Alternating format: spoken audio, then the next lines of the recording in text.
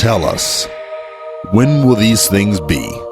And what will be the sign of your coming and of the end of the age?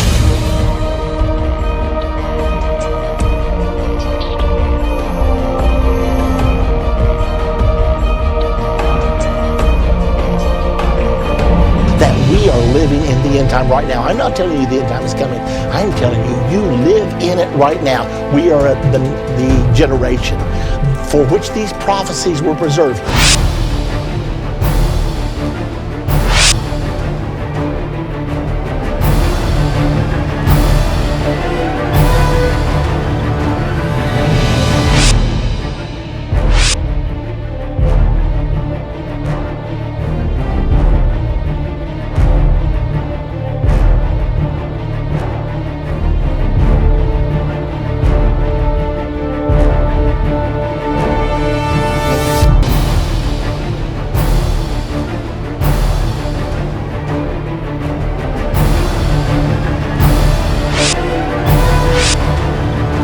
Hear this term New World Order all the time, and more frequently now than ever. Well, the New World Order is simply world government, and it's forming right now. Furthermore, it's the world government prophesied in the Bible. World government obviously suggests that you've got a single capital somewhere and a single flag and presumably a single national anthem, and the sovereignty of all other nations is subordinated to that. The Antichrist will rule during the Great Tribulation, that 3.5 year period, during that time until Jesus Christ, the Ancient of Days, comes. And when he comes, the Antichrist and his religious partner, the false prophet, will be destroyed, and the kingdom will come over to the people, the saints of the Most High.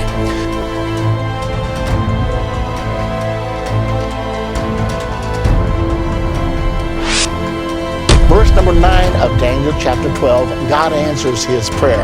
Daniel chapter number 7, verse 1 through 3. Now in verse number 23, it says the beasts symbolize kingdoms. Now Daniel in verse 1 through 8 has described these 4 beasts. Now verse number 9. In verse number 11,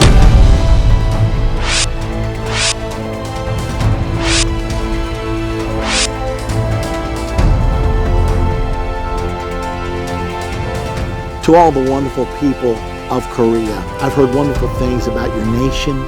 I've heard that it's a place where spirituality can really prosper.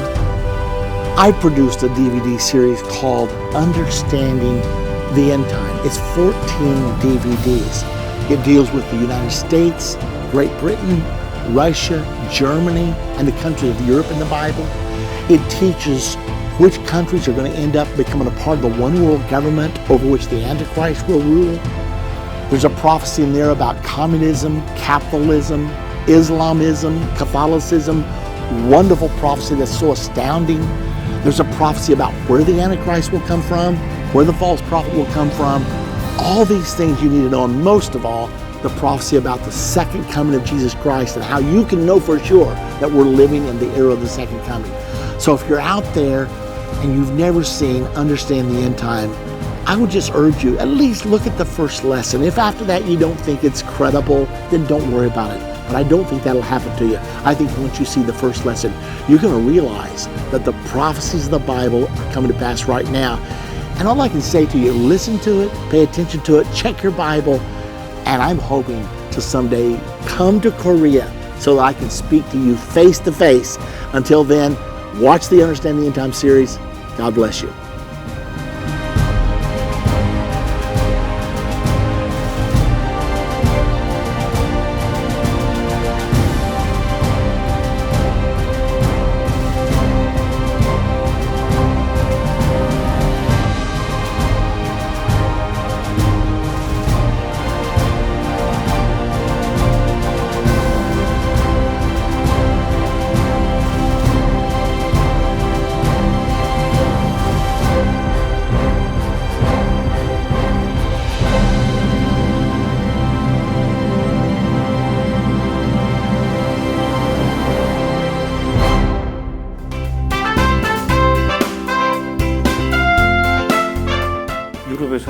흑사병이 일어났어요. 흑사병으로 많은 유럽 사람들이 죽으니까 유럽 사람들이 유럽에 있는 그 유대인들 또 많이 죽였습니다.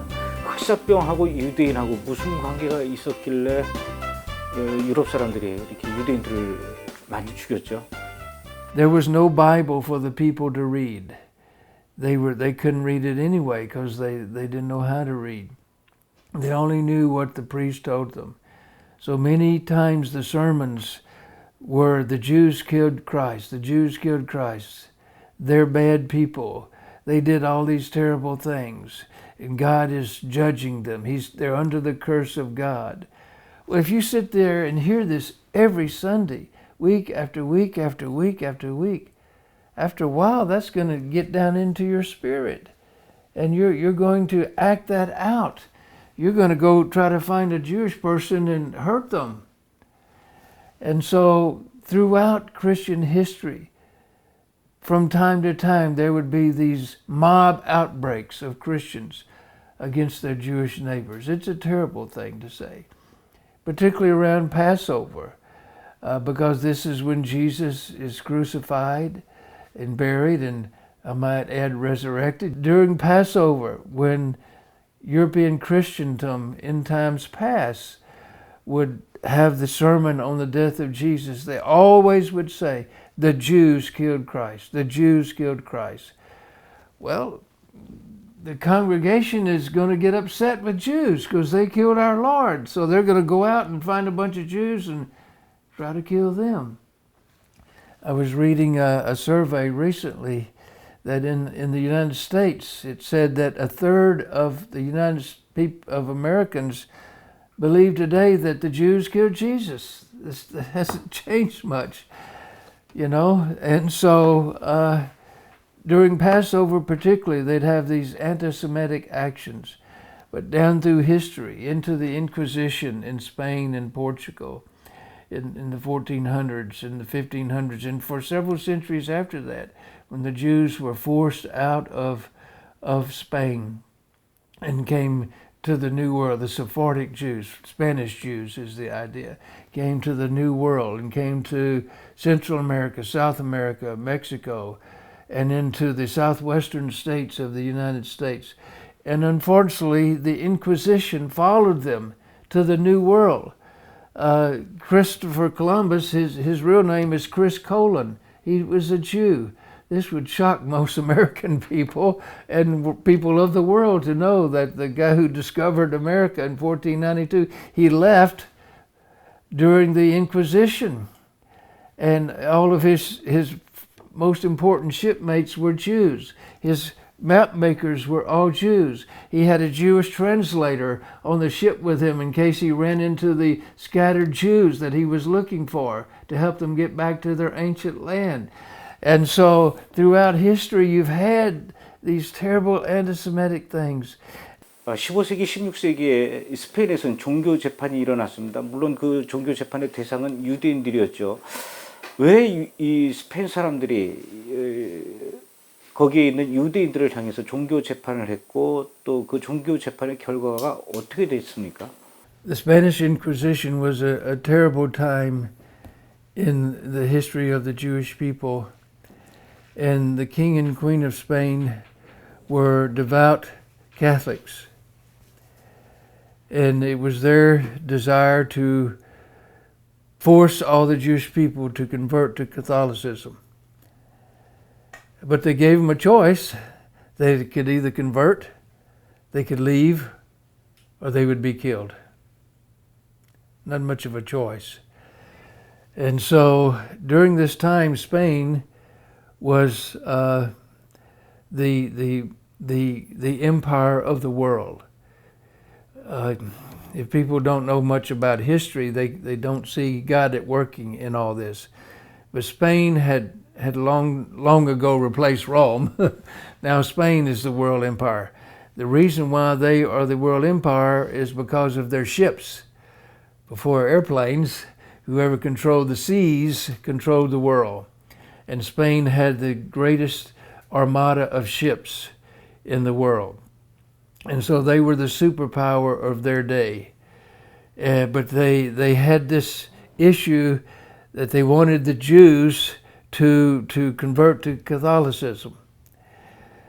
Well, the history of Christianity with the Jewish people, you can't blame the Jews for not wanting to do that. You've been killing my ancestors for centuries, and now you want me to join you and be one of you guys? No. So you had the decree from the King and Queen of Spain. You either convert and become Catholic, you leave, or we'll kill you. These were the three choices. So every Jewish person had to decide what to do.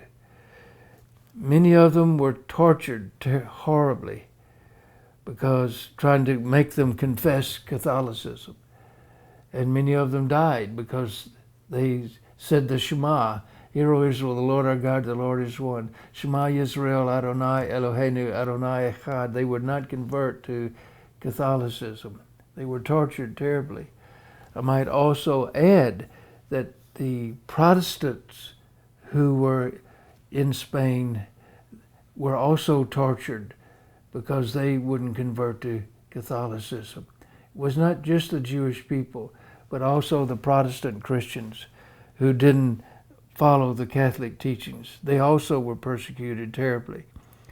So a Jewish person had the choice, convert, die, or leave. So again, many were tortured, trying to make them convert to Catholicism, but many would not do that. Others chose to convert to save their life. I'm not going to judge them at all. How would I know what I would do if I was them? But secretly, they maintained their Jewishness. Outwardly, they became Catholics, but secretly, they still did their best to keep the Sabbath. It's about all they could do. Tried not to eat pork and stay Jewish. But the Catholic leaders were so zealous to make sure they really had converted, they would spy on them all 24 hours a day, 7 days a week, to make sure they weren't going into their house and doing something Jewish. So it was a terrible time for the Jewish people during the Inquisition. So the Jews, under great pressure. I might add also that during this time, that the main financial leaders in Spain were Jews. The treasurer of the Spanish bank was a very wealthy Jewish man. The financial advisor to the king and queen was a Jewish man. So they were very prosperous in Spain. The Jews had prospered in Spain. And one reason Spain prospered, because the Jewish people were there and were blessed by God being there. But when the king and queen turned on them, they stole the money from the Jewish people. This is how they got the money to pay for Christopher Columbus's voyages. They stole the money, confiscated from the wealthy Jews that made Spain prosperous. And so it was a terrible time.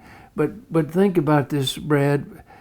God says, I will bless those that bless the Jews and curse those who curse them. As long as Spain was good to the Jewish people, Spain prospered. And the Jewish people prospered in Spain. But when the king and queen turned against them and forced these terrible things on the Jewish people, what happened? Here again is God working in history. Judgment and blessings, blessings and curses. 유대인들을 향한 학살은 전 세계에 걸쳐서 전 세계 여러 나라에서 계속 일어났습니다. 참으로 안타까운 일인데 19세기에도 러시아에서 유대인들을 향한 대학살, 포그롬이라고 그러죠. 포그롬이 일어났어요. 왜 또 러시아에서는 이렇게 유대인들을 향한 포그롬이 일어나는 것입니까? So they would move from nation to nation, from the east to the west, from the west to the east, and trying to find a safe haven for their communities. And part of that was moving to the east, where they were in Poland and neighboring countries. So in the 1800s, when Russia, who's the neighbor of Poland and Eastern Europe, started wanting to take more land and invaded Poland and her neighbors that were on her eastern border, on her border, all of a sudden, the Tsar found himself with this huge population of Jewish people that he didn't want. He didn't like them. And so they're now part of the extended Russian Empire. He doesn't want them. Same story they faced so many times before. So again, the same issues they have. Convert to Russian Orthodoxy, die or leave. These are your choices. And what kind of choice is this, you know? And so the Russian military started persecuting the Jewish people.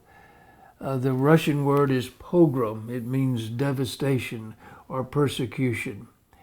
And there was an area in geography that's called the Pale of Settlement. And this is the area where the Jewish people, most of them live, like in the Ukraine today. There's having problems in the Ukraine, again with Russia and the Ukraine. And there's a Jewish population. And so in the 1800s, the Russian military started having these pogroms against the Jewish people. And during that time, many Jews fled and went to what's called Palestine by the Romans, but it's the land of Israel, before Israel was born as a state in 1948. Many of these Jews fled the Russian-controlled territory and went to Palestine. Many of them came to the United States of America. There's an area up in a little island in New York called Ellis Island, and it's a famous place in America. This was the place where immigrants would stop, and they would see the Statue of Liberty. And this little island called Ellis Island is where the immigrants would be processed, make sure they could be welcome into the United States at that time. Many of them were Jews. So many Jews fled the Russian pogroms and went to Palestine, or Israel as it would be called. God always called it Israel in the Bible. You won't find the word Palestine in the Bible. There's no such place. There's no such thing as a Palestinian people. Don't say any of these things hateful, but it's all a myth to take the land away from its rightful owners, the Jewish people. So let me say there's never been a Palestinian state anywhere. There's no such thing as a Palestinian people. Jerusalem has never been the capital of any Arab state in all of history. The only people that have been in that land, and from the time of King David to 1948, it was never anybody's state but a Jewish state. Wow. Very few people in the world know these historical facts. It's always been a Jewish state. It was a no man's land when Turkey was the Middle Eastern Empire from 1517 to 1917. And when the Turkish Empire fell apart at the end of World War I, this land was just there. Nobody owned it. It was just unoccupied, desolate land. And whoever would go there and work it, they're the ones who are the owners of it. It was the Jews who did that because God called them back. But as far as the Russian pogroms, the Jews fled west, escaping the Tsar, right into Hitler's ovens and the Holocaust in World War II. 예수님이 하늘로 승천하신 지 2000년이 됐습니다. 그리고 또 2000년 만에 이스라엘이 다시 세워졌어요. 그런데도 아직까지도 이 반유대주의가 사라지지 않고 또 최근 들어서 유럽에서는 반유대주의가 더 극성이고 있습니다. 왜 이렇게 반유대주의가 사라지지 않는 것일까요?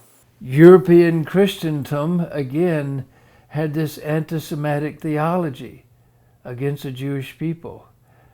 And so, unless your heart has been transformed to have a love for God and for a Jewish Lord, so many Christians, they don't think about the fact that Jesus is a Jew.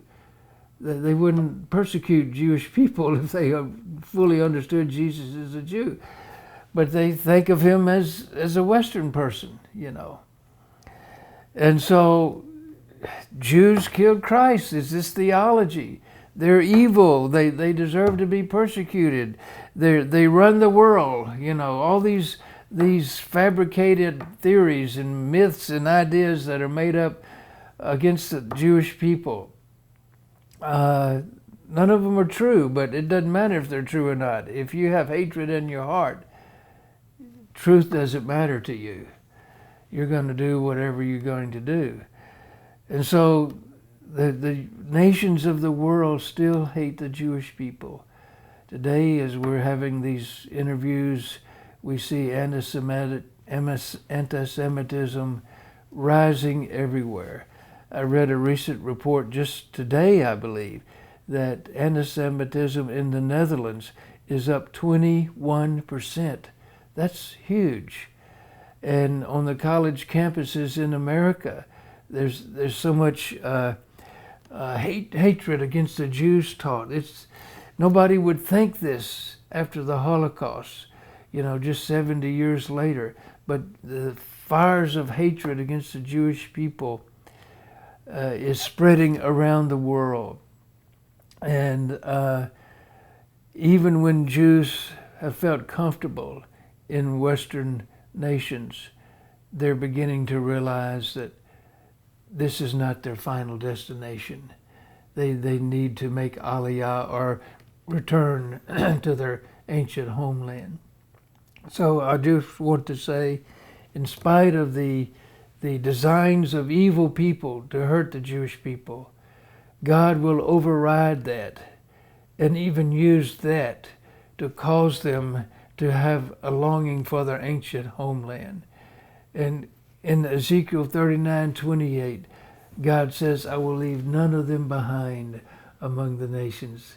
God is going to bring the Jewish people back to their ancient land, because that's the place of his greatest blessing for them.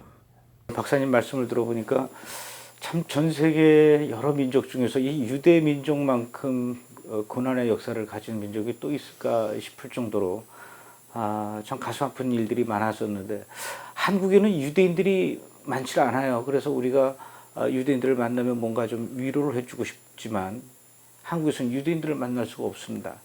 그 대신에 우리가 이스라엘과 유대인들을 위해서 기도할 때 이런 비극적인 역사를 알고 난 이후에 하나님께 뭐라고 기도를 하면 좋습니까? The best thing that Christians can do for the Jewish people is to love them unconditionally. And whether you have very many Jewish people in your country or not, you have some. And whoever they are and wherever they are, you need to go to them and say, we love you, we want to stand with you, we want to be your brothers, we want to support you and help you in your world, in your life.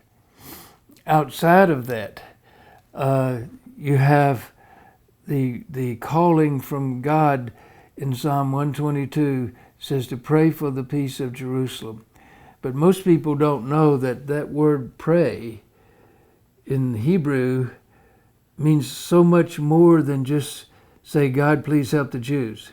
It's actually an active word that means to do something to bring the good to Jerusalem.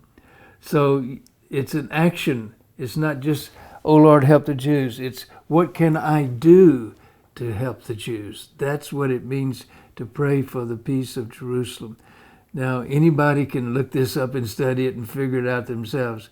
So it means, what can I do to help bring good to Jerusalem and help the Jewish people around the world. Certainly encouraging the Christians in Korea to pray for the Jewish people and actively seek ways to help them around the world is using the gifts God has given you to do that.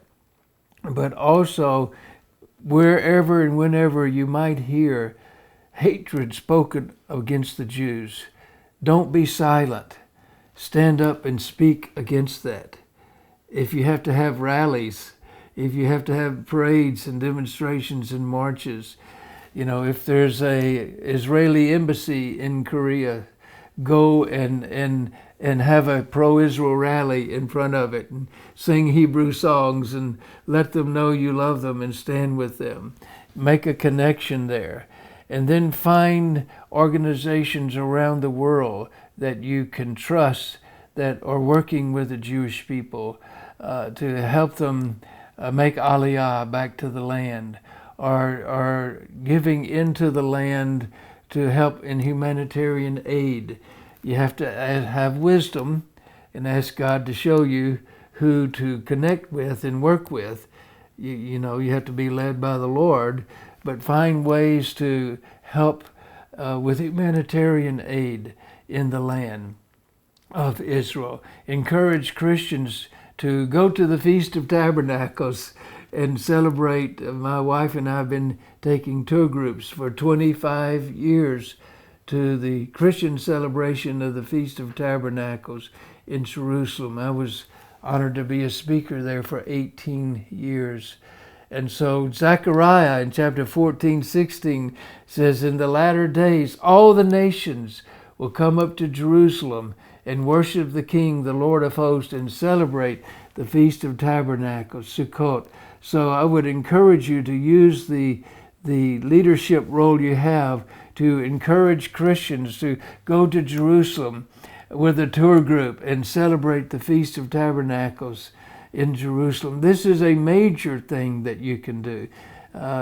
So it's working with the Christians more than with the Jewish community, encouraging them to see God's everlasting covenant and that the land is part of that covenant, and speaking the truth against the lies that the nations are saying about who owns the land and the lies and deceptions that are said about Israel. No nation is perfect, but Israel is the only nation in the Middle East that has freedom for its citizens, freedom for equal rights for women, equal rights. The minorities in Israel have high positions in the land, in all areas of society, and encourage people to know what's really happening in Israel.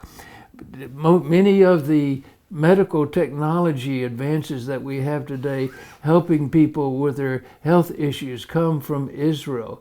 Most of the computer technology comes from out of Israel today.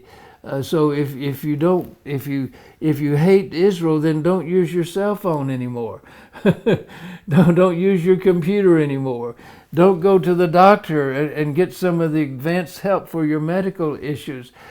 God says that Israel will be a blessing to the whole world, not just the redemptive Jesus spiritual part, but all the technology. They're helping farmers in drought-stricken areas learn about using drip irrigation, how to bring water into the desert, how to help people all over the world with their health issues, the technology issues.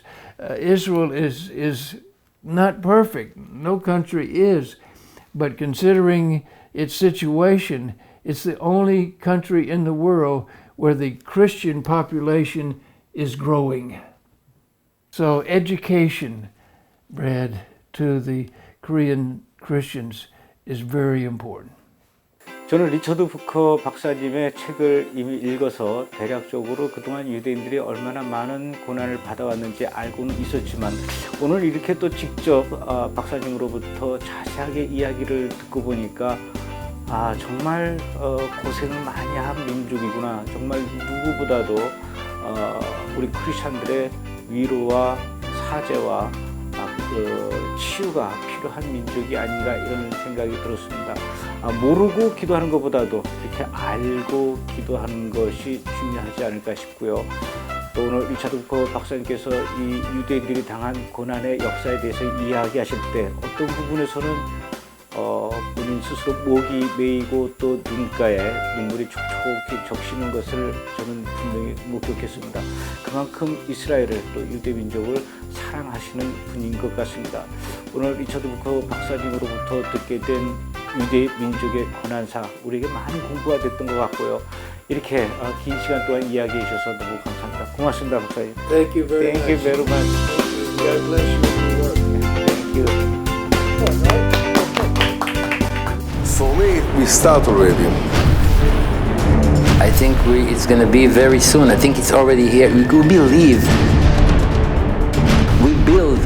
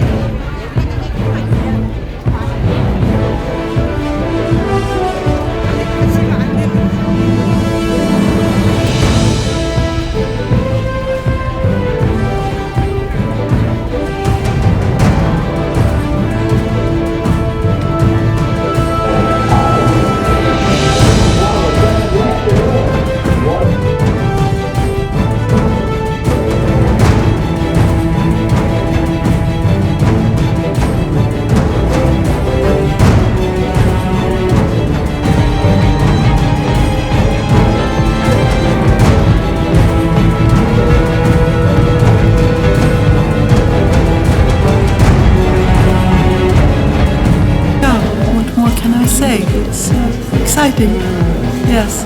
And I know it's true that we are living in these last times. We are very close to the coming of Christ. Aber was ich sehr interessant fand, war, dass so viel Vorbereitung schon getroffen wurde für den Tempel.